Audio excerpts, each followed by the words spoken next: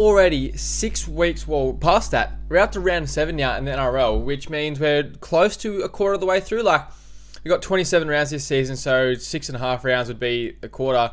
And I'm happy enough to say that we're a quarter way through the season to give you my team of the year so far, which is just crazy to even think about. But let's get into it. So obviously going to start at fullback, and this guy, man, he has to be the fullback. He's played 5 games so far this season, scored 3 tries out of 7 try assists. Reece Walsh has been phenomenal for the Broncos since coming there. The Warriors this season has been outstanding. He's really changed the way the Broncos are playing. They look a lot better with an extra attacking element there, a bit of more of an attacking threat. Honourable mentions for the fullback position though. Will Kennedy has been really, really good at the Sharkies. Bit undersung as well. And also the Hammer, of course, equal top try scorer, has been killing it under Wayne Bennett. And another guy as well I want to give some flowers to, Lockie Miller. He's, I think, leading the comp in tackle, bust, run meters, and there's another stat he's leading the comp in as well. He's been really, really good for the Knights as soon as he started to fit into like the system they've got there. Move to the wingers. Now, these two guys are definitely two people that I thought I would not be talking about, especially this time of the year in terms of team of the year discussions. One of the blokes is has his name tossed up in Origin discussions at the moment. And that guy is Jacob Kiraz. Over 6 games, he scores 3 tries, but his impact's been more than that. He's been running for over 200 meters a game and like 30 tackle busts already in 6 games. He's been phenomenal and one of the doggies' best for sure. I don't think anyone can debate that. And my other guy, another guy has gone to the Dolphins and has rediscovered a lot of form, and I think it's mainly due to Wayne Bennett being an absolute mastermind.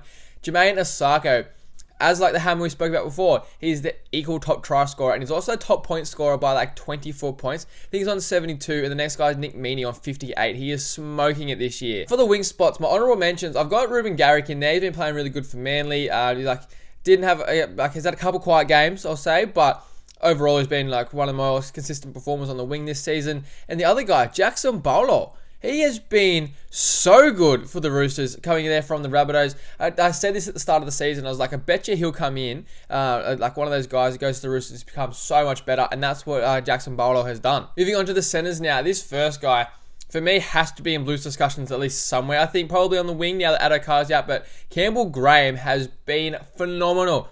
He's been good for the last couple of seasons, but this season especially, he's really taken his game to the next level. 6 tries in 6 games, obviously helped by the hat-trick he scored last weekend against the Doggies. Also got a try assist, but like Kiraz, it's more than that. He's got 150 plus meters a game and equal most line breaks in the comp. He's been sensational, and that's not even mentioning his defense, which is, again, one of the best in the league for a center. The other center I've got is the guy who's been really, really good so far in his career, but just hasn't found consistency, which he definitely is this season. Tony Staggs. He scored 6 tries in 6 games as well as a try assist, and it's like another thing with Campbell Graham. He's just always been there and thereabouts, but he's really exploded his game up to the next level this season, and it's great to see if you're a Broncos fan. My honourable mentions in the centre positions is Stag's teammate, Herbie Farnworth. He's been really good this year, as well as Dan Gagai has shown some really good form there for the Knights as well. Moving on into 5'8 now, this guy has been in scintillating form, as well as his whole club, I suppose, has been. But Ezra Mam, in 6 games, he's had 6 try involvements, like including 3 tries, 3 try assists, and he's the perfect foil for Reynolds. Like, Reynolds is obviously the controller and the game manager and stuff, and he just frees up Ezra Mam, just go about and do whatever he wants. Just play like eyes up footy to the max, and I absolutely love it. And honourable mentions, of course, Cameron Munster's been phenomenal so far this season as well. The injury hampered him, and if he had played all 6 rounds, he probably would have been the guy who gets the top spot for team of the year so far. But Ezra Mam, unreal footballer.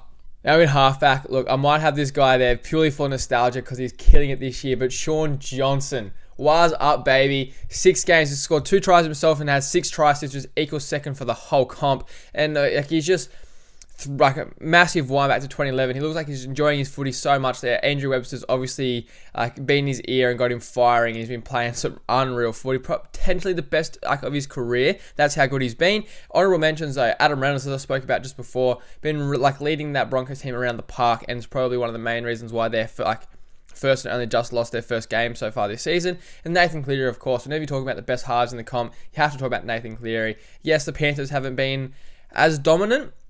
Obviously, they've still been really, really good, but maybe as dominant is probably the best way to say it. But Nathan Cleary has been one of the best players week in, week out, as per usual. Now, getting into the big boppers, the front rowers, we are going to have Payne Haas, who has the most post-contact meters in the comp, 3rd most run meters in the whole league, and that's around guys like around your outside backs, like Kiraz, I think second, Lockie Miller might be first. Like, their guys are playing 80 minutes a game. Payne Haas isn't doing that because he's a front rower. But yeah, it's just dead set certified freak. And my other guy, Tino for Arsul Malawi, he's got a try. He's getting 30 plus tackles per game and also 160 plus running meters a game. Like, he's getting through some work there. An absolutely great leader for the Titans, and he's showing like he's leading them on and off the field through his actions and his words as well. Honorable mentions for the front row position. I've got Regan Campbell-Gillard. Despite the Eels being a bit lackluster and not impressing me so much, Campbell-Gillard has been up there as like one of the best front rows in the comp for sure. And Tommy Flegler as well. Man, all these Broncos players, like, there's a reason why they're going so good. The dummy half, I have Harry Grant, and I don't think there's any debate for this whatsoever. One of the most tackles in the comp, plus the most dummy half runs. Like, his work ethic is absolutely insane. He's already got 4 try assists from the dummy half position, which is really, really impressive because they don't come around much, the old try involvements for the dummy halves. And like, he's just been instrumental for the Storm. I think they're actually in the top 4 at the moment, which I'm really surprised by because they haven't started the season that great.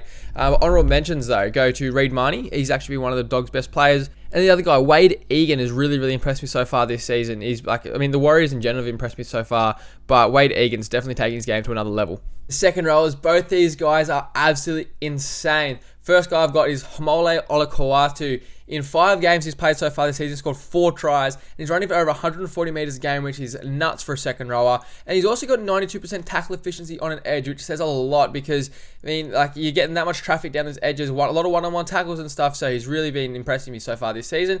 And another guy, Keon Koloamatangi, he's got a couple of tries, but he's making 35 tackles a game at 93% efficiency. So even better than Olakau'atu's, and he's running for 140 plus meters a game as well. Insane work ethic there. And like, those two guys, both Blues second rowers, and they barely even have been like had a shout for the team so far. I think one of them surely at least gets picked this series, but man, the Blues second row stocks are crazy. Honorable mentions for the second row position. I've got Britton Nakora. He's been great down that right edge for the Sharkies, playing off Trindle and Hines. He's bagged a fair few tries there. And another guy who's just, I've got him an honorable mention just because of how much he's impressed me so far, like early on in his career. Jacob Preston. He's only started this like the start of his career this season, and he's outshining Kikau by like tenfold. He's playing so well. Bagged a couple of tries the other week, and he's just like, he's just a dog, man. Like, he gets through so much crap work. Absolutely love him, and is the kind of player that you want to be playing with. Now to my lock forward position, the last position on the field, I'm going to take Patrick Carrigan. He's getting 160 plus meters a game and 30 plus tackles a game in the middle, and he's a real leader. Like, you see all like the mic'd up videos from Fox Sports and stuff. Some of the stuff he says, his footy mind is unreal, and he will have 100% be Broncos, Queensland, Australian captain one day with the way that he just thinks about footy. Phenomenal player. Honorable mentions, I've got a few for the lock position. I think definitely top heavy wise at least. Like, he's one of the most stacked positions in the comp. I got like your usual suspects, Murray and Yo, doing what like you would expect them to do week in, week out.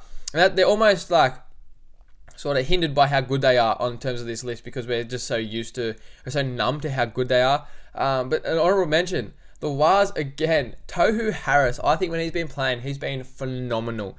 A really good captain for the Wars, and like just as I said before, like with Wade Egan and like stuff like that, the Warriors just look like a different club now.